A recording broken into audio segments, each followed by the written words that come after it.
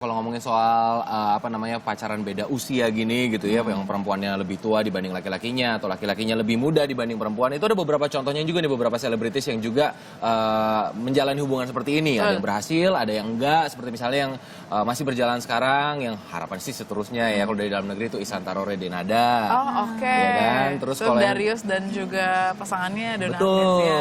Terus yang ini apa dulu yang sempat heboh juga Ashton Kutcher sama Demi Moore. Betul sekali. Ya kan? Walaupun akhirnya di tengah jalan harus bubar ya gitu.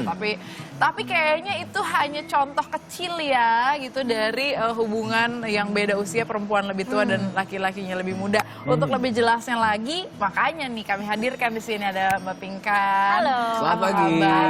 Mas Taufik dan Mbak Fira.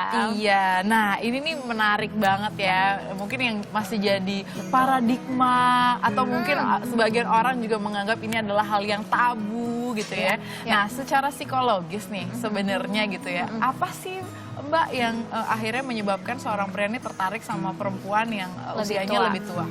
Jadi basically dalam situasi secara umum ya, orang itu mencari pasangan, dia akan mencari untuk memenuhi kebutuhannya dia, baik yang sadar maupun tidak disadari. Jadi laki-laki yang memilih untuk berhubungan dengan perempuan yang lebih tua, berarti dia membutuhkan sosok yang lebih dewasa. Mungkin dari masa kecilnya antara dia kekurangan figur ibu atau dia dimanja gitu. Jadi dia terbiasa dekat dengan ibunya gitu. Dia merasa nyaman dengan sosok yang wanita yang lebih dewasa dan bisa diandalkan. Nah, itulah yang akhirnya mendorong dia mencari yang lebih tua.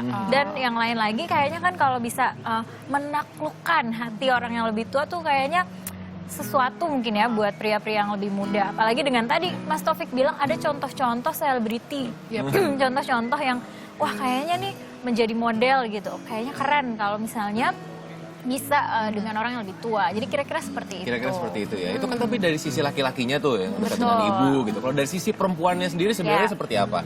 Sampai akhirnya kalau secara psikologis seorang perempuan bisa memutuskan untuk pacaran dengan yang lebih muda. Lebih muda. Sama tadi, pokoknya sesuai dengan kebutuhannya dia. Berarti dia butuh seseorang untuk lebih diperhatikan gitu kan. Kalau yang lebih tua biasanya dia udah lebih banyak pengalamannya, setidaknya beberapa tahun gitu. Sehingga mungkin bisa memberikan lebih banyak nasihat, lebih bisa mengarahkan gitu. Jadi menjadi sosok yang bisa diandalkan, seperti itu. Jadi itulah yang membuat akhirnya dia juga mau berhubungan dengan yang lebih muda. Tapi yang menarik sih yang saya temui dari beberapa kebetulan saya survei kecil-kecilan tentang hal ini. Jadi beberapa orang yang memang pernah berhubungan dengan laki-laki yang lebih muda, ternyata mereka tidak melihat usia ketika mereka pertama kali kemudian menjalin hubungan gitu. Jadi menurut mereka ya karena memang kita bicaranya nyaman, nyambung gitu. Secara natural kemudian terjadilah hubungan tersebut gitu. Jadi tidak dengan sengaja mencari-cari gitu. Yang lebih muda yang mana nih, yang gitu saya ya. temui kebanyakan nggak seperti itu. Nggak gitu ya. Meskipun akhirnya ketika ngobrol nyaman, oh mungkin dia sisi keibuannya lebih dewasanya. Nah baru disitulah. Barulah rasa-rasa itu timbul gitu ya. Nah tapi gini, ada juga yang mengkategorikan hubungan ini jadi kan aneh banget sih, nggak wajar terus segala macam. Nah tapi mungkin bisa diklarifikasi nih yang membabingkan gitu ya dari sudut pandang psikologi gitu ya. Rentang usia berapa sih yang dibilang wajar kok gitu berhubungan dengan jarak usia? Nah kalau wajar nggak wajar kita akan melihat tentu kurva normal dulu ya. Maksudnya kebanyakan orang berada di mana. Kebetulan rekan saya pernah melakukan, dia ahli demografi dan dia melakukan analisa data survei ekonomi sosial nasional. Nah dia temukan bahwa di tahun 1980-an ternyata jarak antara suami istri waktu itu sekitar 6 tahun. Suaminya lebih tua? Suaminya lebih tua. Tapi setidaknya kalaupun mau istrinya lebih tua itu kira-kira 6 tahun lah.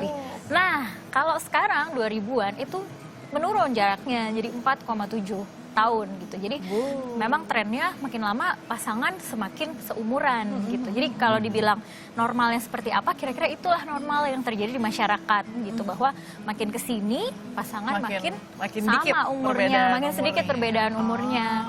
Nah kalau di Amerika ada studi yang dia nanya, kira-kira menurut kamu berapa sih yang relevan lah atau misalnya yang masih acceptable gitu? Sekitar 10 tahun. 10 tahun masih 10 tahun atas bawah masih oke lah. Tapi kalau dari survei kecil-kecilan yang saya juga bikin itu ya kira-kira 3 tahun 4 tahun lah. 3 tahun 4 tahun 3 tahun 4 tahun normal. masih menurut mereka masih oke. Jadi kurang lebih segitu lah ya rentang umur yang wajar normal. gitu. Tapi sebenarnya pingin tahu juga jarak ini atau perbedaan usia ini sebenarnya bisa mengganggu keharmonisan nggak sih atau bisa menjadi kendala nggak sih sebenarnya, Mbak? Betul.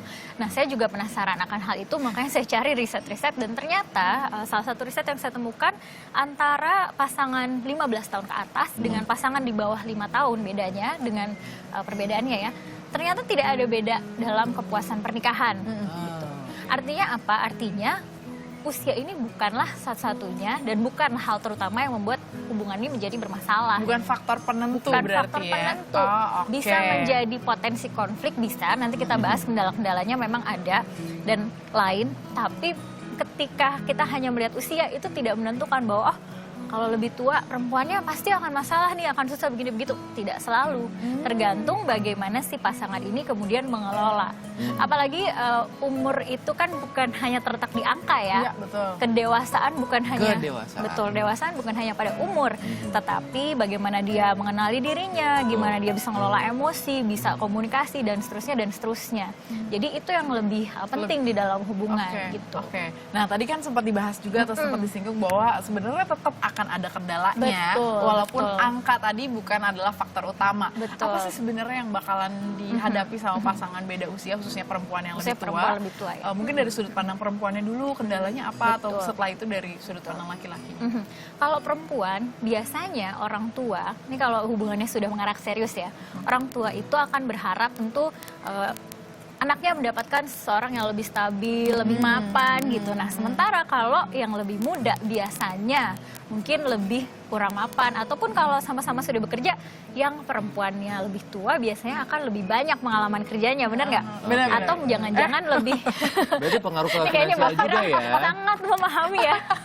Oke. Ya, bisa ke finansial, bisa ke jabatan, ke karir dan seterusnya. Nah, biasanya meskipun si dua individu ini tidak bermasalah, tapi bisa jadi keluarga, orang tua, teman-teman. Nah, itulah yang rasanya mereka kurang srek gitu. Ataupun kalau misalnya teman-teman srek, tapi mereka nanti bercanda gitu tentang biasa ya kita dengar kata berondong atau daun muda gitu. Jadi ketika si wanita ini bisa handle itu, nggak akan jadi masalah. Tapi sadarilah bahwa kadang-kadang lingkungan sosial kita masih Karena tadi membuat pola menganggap- pikir dan Betul, sebagainya. karena ya. tadi normalnya adalah wanita mencari yang lebih stabil, secara evolusinya seperti itu. Tapi sekarang wanitanya mungkin jangan-jangan lebih stabil, secara lebih mapan Yes. gitu. Nggak jadi masalah Jadi gitu ya. tidak Tapi jadi itu tadi, masalah. itu kan dari sisi perempuannya. Kalau dari sisi Betul. laki-lakinya, kalau yang tadi perempuannya bisa dibilang Betul. berondong gitu ya. Kalau Iya. dari sisi lakinya apa dibilang matre apa gimana nih?